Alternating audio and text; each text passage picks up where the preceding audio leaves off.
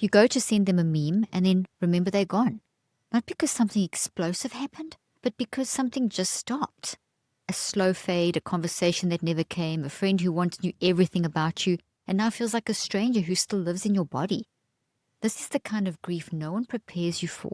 There's no breakup playlist, no societal script, no mourning period. You're supposed to act like it didn't happen, even as your brain keeps replaying every detail. Studies show that strong adult friendships are one of the most protective factors for mental health and longevity. Yet when those bonds rupture, we downplay the loss, internally and culturally. We say things like, it wasn't that serious, or I should be over this by now. But the truth is, the messy part of your conscious mind and brain don't agree. Friendship bonds are coded deeply into your psychoneurobiology. There are strong networks in the part of the brain that hold memory, prediction, and co-regulation. You shared language, you shared laughter, you mirrored each other's mannerisms and finished each other's sentences, and your brain built entire neural maps around their presence. So when they're gone but still alive, your grief has nowhere to go. It loops, it replays, and it quietly rewires you. Romantic breakups often come with structure, mutual talks, timelines, rituals for moving on. Friend breakups rarely offer that. You're left with screenshots, questions, and 100 moments of should I reach out that never seem to find resolution. You don't get closure, you get confusion. And that confusion gets stored in the nervous system as a kind of unfinished emotional business. In this week's episode, we'll explore why friendship breakups hurt so much, what your brain is really doing, and how to start healing without needing closure. Before we get started, if you've ever felt confused or ashamed about missing a friend who left your life, this episode is for you. And if you're finding this helpful, I go so much deeper in my new book, Help in a Hurry. It's the guide I wish I had when everything felt like too much. It's full of brain-based tools for those moments when you don't know what's wrong, but you know something's missing. I wrote it for people who carry silent grief, who don't have a script, who feel the pain but never got the permission. Now let's continue with today's episode. You miss them in places they've never been, in conversations they aren't part of, in jokes no one else would have understood. And sometimes this is the strange part. You feel their absence more vividly than you ever felt their presence. There's no breakup talk, sometimes not even a final text, just a shift, a slow fade, or a sudden freeze, and your conscious mind is left scanning for answers it'll never get. That's what makes this kind of grief so hard. It's not loud like romantic heartbreak. It's not ritualized like death. It's invisible, but persistent. And your body stores it like a conversation still waiting for a reply. You keep rehearsing what you would have said or what you should have said. You wonder what moment made it all shift. You scroll through all the old text to find exact inflection points, as if clarity could equal closure. You miss how they saw you, how they finished your thoughts, how they knew the version of you that existed when no one else was watching. Friendship grief carries a unique kind of disorientation. It disturbs your internal mirror. You lose access to the reflection they once gave you. And sometimes that reflection held pieces of you didn't even realize you had outsourced.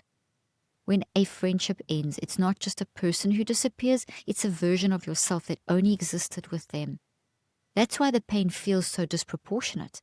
You're not only grieving them, you're grieving who you got to be in their presence.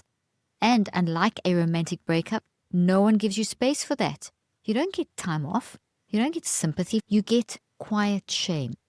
The kind that whispers, this shouldn't matter this much. But it does, because friendships are emotional ecosystems. You share language, rituals, timing. You built a whole rhythm around each other. And when that collapses, your conscious mind, living through your nervous system, doesn't just feel sad, it feels lost. The loss also hits differently depending on how the friendship ended. Maybe they ghosted you, maybe you both pulled away, maybe one of you changed and neither of you knew how to talk about it. Each ending type creates its own kind of ache. Ghosting leaves you looping through confusion. Fades leave you wondering if you should have tried harder. Fallouts leave you relitigating arguments in your head long after the courtroom closed. And then there's the hardest one. The friendship that technically still exists, but emotionally it's over. You still send memes, still reply to stories, but the intimacy's gone. and you don't know how to say that out loud. That kind of slowness is exhausting because it requires constant pretending. You perform the shell of a bond while privately grieving the heart of it. Friendship grief also activates shame. You question your worth, your likability, your memory of the good times. You wonder if you were too much or not enough. And you do all of that silently because saying, I'm heartbroken over a friend still feels culturally taboo. But your brain doesn't care what culture says. It only knows the bond is gone. The co-regulator is missing. The identity reflection is fractured. And now it has to figure out who you are without that neural map. This is why friend grief is not just sadness, it's cognitive reassembly. Your brain is being forced to rebuild a version of you without the person who helped shape it. And that's not small. In the next chapter, we'll explore what's actually happening in your brain during this kind of loss and why the pain loops are so hard to break without intervention. Your psychoneurobiology doesn't code friendship as a casual connection. It codes it as a survival mechanism. When you form a close bond with someone, especially a long-term or high-trust friendship, your brain literally weaves that person into multiple operating systems. Memory, self-concept, prediction, even inner dialogue. They're quite literally inside your head. Let's break this down into 3 systems that get impacted when friendship ends. Number 1, episodic memory bundling. Every moment you shared, conversations, laughter, inside jokes, wasn't stored as isolated data points. It was bundled together as a strong emotional memory cluster charged with energy in a network that has 3 main points: your mind, your brain, and your body. That's how you create the feeling of us. You use the hippocampus in your brain to help organize this memory into timelines and meaning. When the person disappears, you keep stumbling into those clusters. You go out to make coffee and remember how they used to take theirs. You hear a song and feel a hit of their energy. That's not nostalgia, it's unresolved psychoneurobiological tagging. These memory bundles activate as if the relationship still exists, which is why grief can spike months or years later. Your brain doesn't just miss them, it partially still expects them. Number 2, shared language and internal dialogue loops. In deep friendships, you begin to internalize each other's voice. You predict how they'd react, laugh, text. This voice becomes a part of your own internal narrative. The voice isn't imaginary, it's neurologically real. Your medial prefrontal cortex becomes highly active with social memory. Social memory is when we stimulate conversations, soothe anxiety, or even make decisions. What would they say if I told them this? So, when that person exits, the absence disrupts more than communication. It collapses the structure of your psychoneurobiology. Your thoughts may feel less organized, your emotional processing may feel clumsier. You've lost a co-narrator. Let's talk about the next one, number 3, social prediction mapping. Our minds constantly use previous experience to predict how social interactions will unfold. This is part of what creates emotional safety. We think we know how people will respond. With a trusted friend, this map becomes second nature. You relax around them because your prediction system goes quiet. You don't have to anticipate threat. When the friend disappears, the map breaks. And until your brain redraws it, you experience a spike in uncertainty around all relationships. You may feel extra sensitive to rejection, more cautious in conversations, or overly vigilant with new people. This isn't overreacting. It's your brain temporarily losing access to stability schema. When a friend disappears, your psychoneurobiology doesn't just feel abandoned, it feels unanchored. And this is especially true in friendships that held major identity weight. For example, a college friend who knew you during formative years, a creative collaborator who helped you think out loud, a platonic soulmate who saw parts of you no one else did. These kinds of connections activate overlapping circuits in the brain: reward, memory, identity, and safety.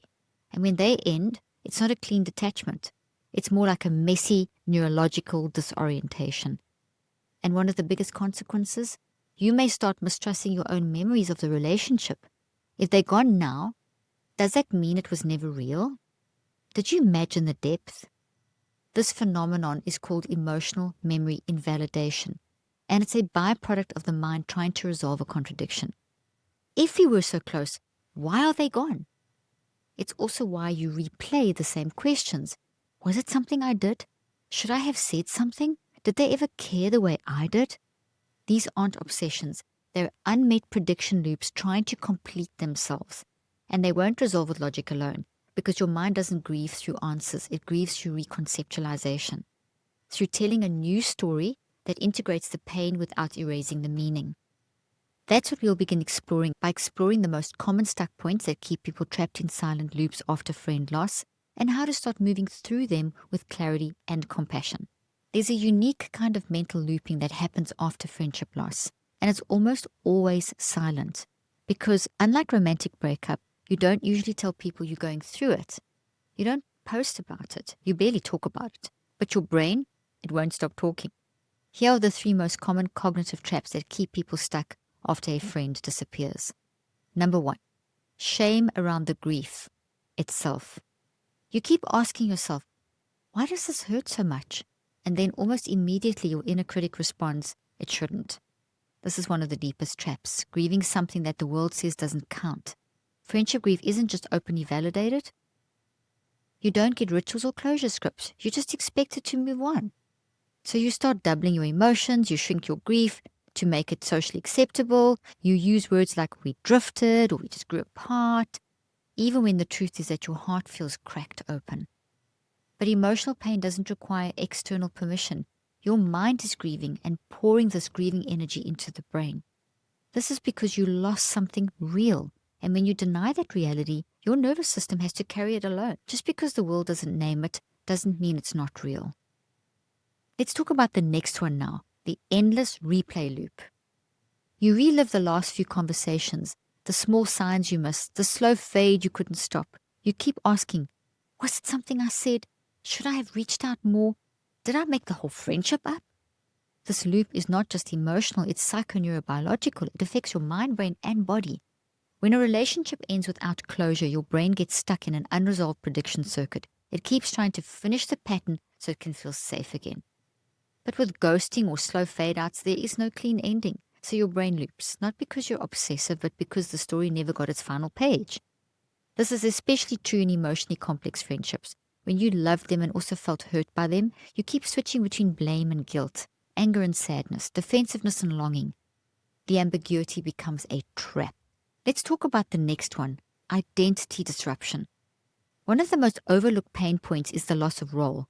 In close friendships, you're not just yourself, you're you in a relationship to them.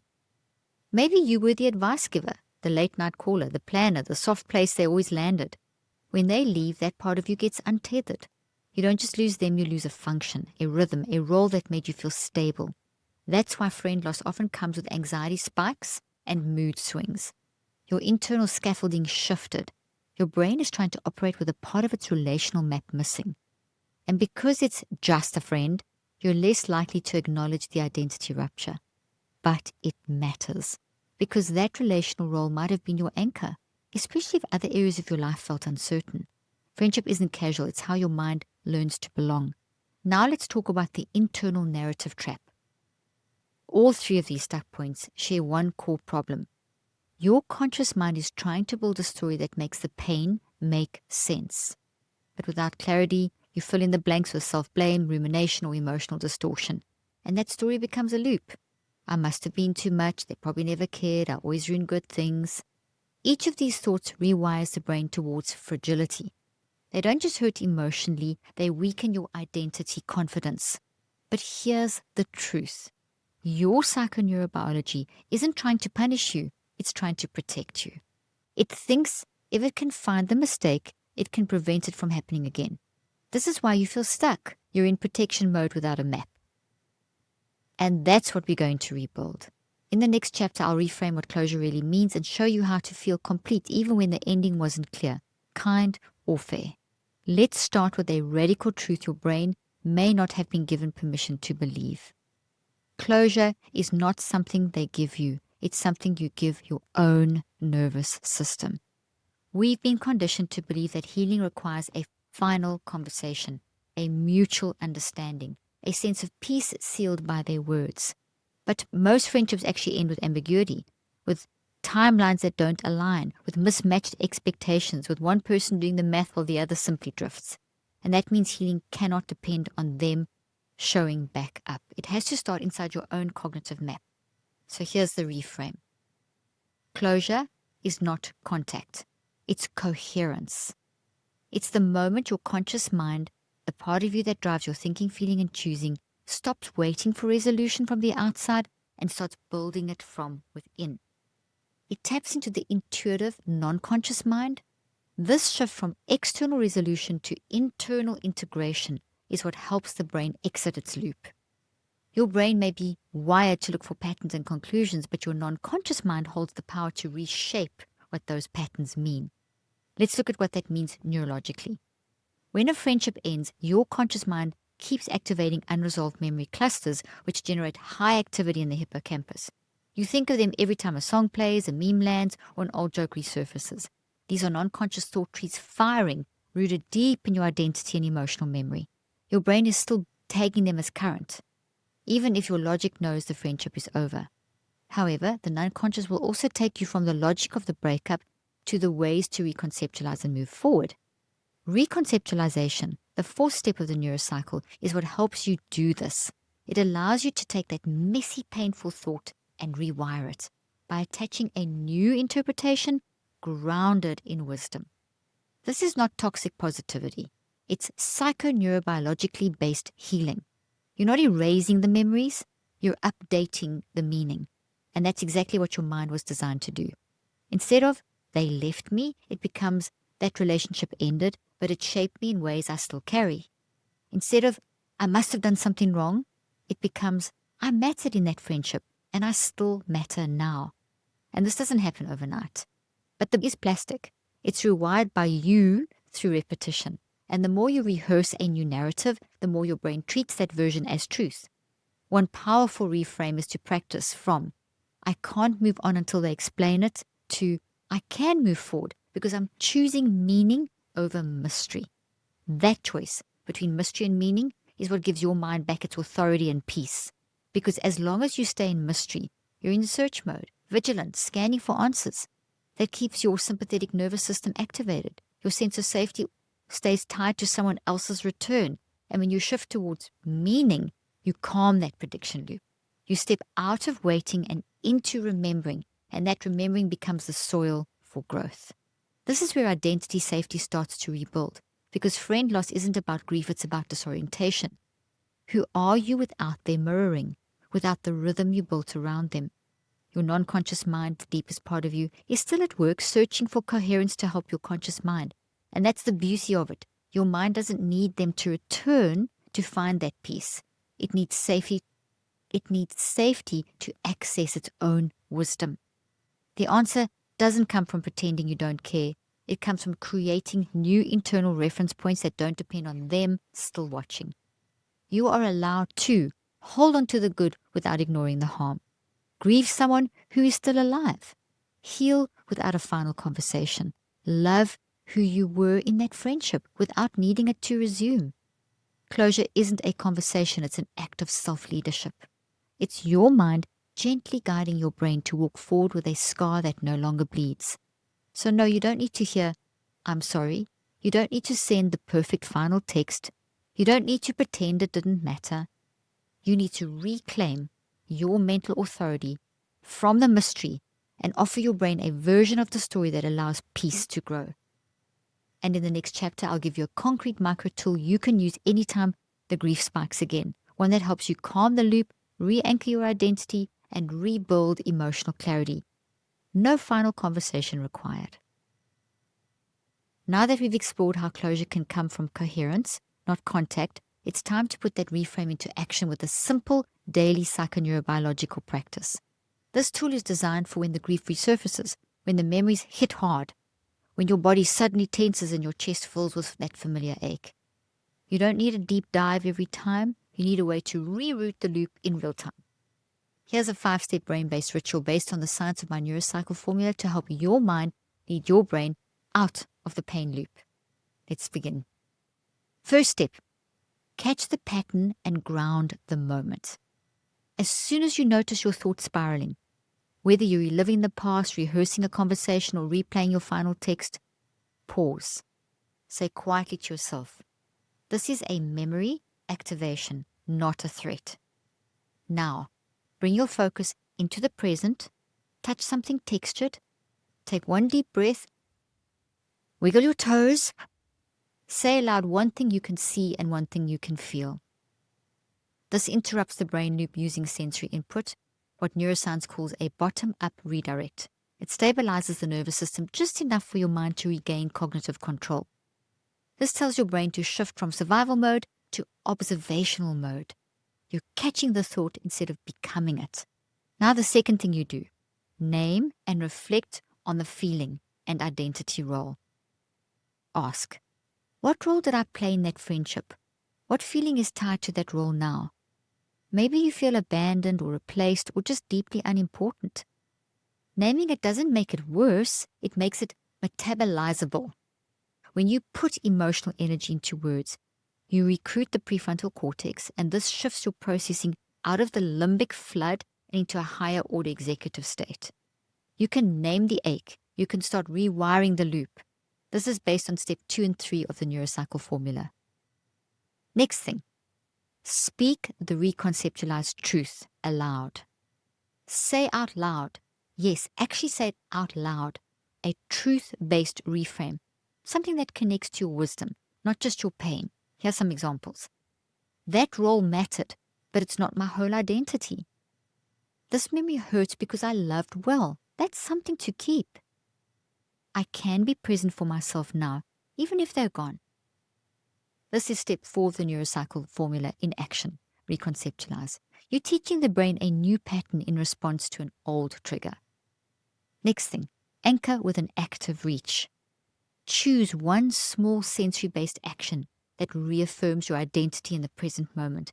It must be physical, intentional, and doable. Here's some examples. Text someone who does feel safe, even if you don't mention the grief. Light a candle and say, I'm still here. Go for a short walk and listen to a song that reminds you of who you are, not who you were with them. This tells your brain, I'm not stuck. I'm not spiraling. I'm still building.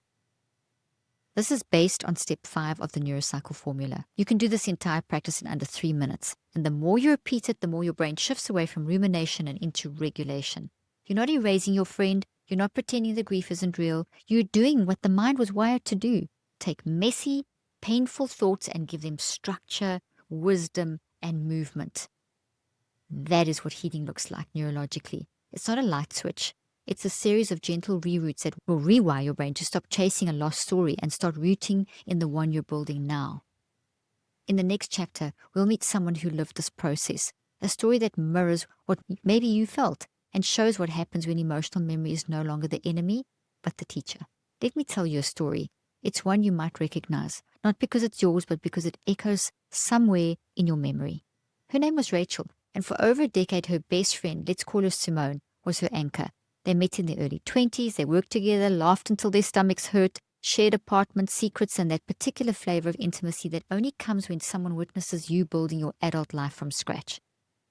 Rachel had been through a messy family dynamic. Simone was her chosen family, the kind of friend who didn't need context, who could walk into a room and know how Rachel was doing by the way she dropped her keys. Then without warning, it shifted. First in text, then in tone, then in absence. The calls got shorter, and then one day, there just wasn't a reply. No fight, no rupture, just silence. Rachel spiraled, not dramatically, quietly, internally. She didn't tell anyone. Because what would she say? My friend isn't texting me back. Doesn't sound like a crisis. But in her body, it was. Her chest tightened. When her phone lit up, her brain kept replaying their last conversation. She wondered if she'd been too much or not enough. She combed through screenshots trying to decode the moment the door closed. She felt ashamed for hurting this much, ashamed for caring, ashamed that the pain didn't fit a category anyone respected. And yet, her grief was real. Her identity was shaken. She no longer had access to the mirror Simone had once been. That voice in her head, that laugh in her timeline, that rhythm in her nervous system. Sometimes what you miss most isn't the person. It's who you got to be when they were still watching. Rachel started the neurocycle not because she wanted to let go, but because she couldn't keep living in limbo. Day 1, she just wrote. Every loop, every guess, every sentence she wished she had sent. Day 2, she noticed something. Her memories with Simone weren't just visual, they were sensory. Her tone, her cadence, her presence were mapped into Rachel's emotional regulation. It wasn't just grief, it was withdrawal. By day 5, she began reconceptualizing instead of trying to rewrite the friendship's end. She started narrating what it gave her. She created a truth reframe. I am allowed to grieve what ended and carry forward what mattered. Her active reach was small. She'd light a candle each night and say out loud, I'm still here. I'm still me. And no, it didn't erase the ache, but it softened the shame. Rachel never got closure from Simone. But by day 63, the time it takes to rewire a new thought into a habit, she was able to move on. She found coherence. Her mind learned to walk with the memory, not around it. Her psychoneurobiology stopped scanning every notification for a reunion that wasn't coming, and her grief, once a loop, became a landmark. Not every goodbye is spoken, but every goodbye can be healed. Maybe you've been there, or maybe you're there right now, holding the weight of a story that doesn't have a final chapter. Let this be your mirror. Not everything that hurt you has to define you. Some griefs don't end with clarity. They end with self-trust. And in the next chapter, we'll distill that into a single moment that reframes everything this pain might be trying to teach you. What if the grief isn't the wound? What if it's the proof that you bonded? What if the ache you feel isn't weakness, but memory trying to reorganize without its anchor? We talk about friendship like it's optional, like it's an extra. But your psychoneurobiology doesn't agree. Friendship is attachment, it's identity, it's co-regulation, belonging, shared language, and role safety. It lives in the wiring, not just the timeline. So when it breaks, your pain isn't irrational, it's encoded. You're not grieving too much, you're grieving deeply because you loved neurologically. And that's evidence your mind was doing exactly what it was designed to do. Attach, trust, build meaning, and adapt. Which means this, if the pain was encoded, then healing can be too. You don't need permission to begin. You don't need their return to reclaim your story. Your non-conscious mind already knows how to carry the love forward and let the loops go. And that's what we're doing here. Not pretending it didn't matter, but showing your brain that safety isn't the absence of loss. It's the presence of coherence, and you're already building it. You don't get closure. You get 1,000 little moments where you wish things were different. You pass the restaurant, you hear the song, you scroll past an old photo, and for a split second it feels like they're still part of your world. Then reality hits. That's what makes friend grief so confusing. It doesn't come with a clean edge. It comes with echoes, in flashes, and in phantom joy that doesn't know it's not welcome anymore. But there's the energy change your brain needs, and your mind already knows.